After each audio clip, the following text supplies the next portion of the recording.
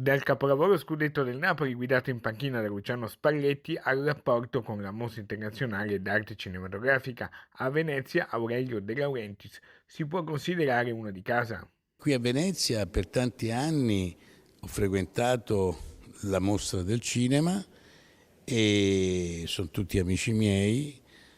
Abbiamo istituito un Leone d'Oro, detto Leone d'Oro per il futuro, per la migliore opera prima, intitolato alla memoria di mio padre Luigi. Questo film che verrà dedicato al Napoli ci dà qualche anticipazione?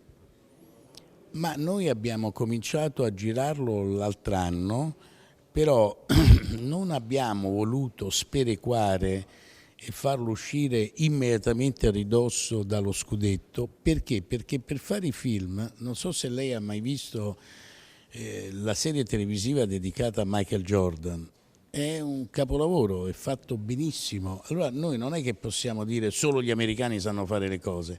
Dopo 33 anni che uno vince uno scudetto ha il dovere di realizzare 4 ore, 4 puntate di un livello eccelso e quindi ci stiamo ancora lavorando e io credo che prima della fine di febbraio non saremo ancora pronti. Dal trionfo degli azzurri a Carlo Verdone. Stiamo girando e siamo in piene riprese in questo momento con Carlo Verdone che ha scritto la sceneggiatura, il soggetto, lo sta dirigendo e lo sta interpretando ed è la terza stagione di Vita da Carlo che già è stato un successo la prima stagione su Amazon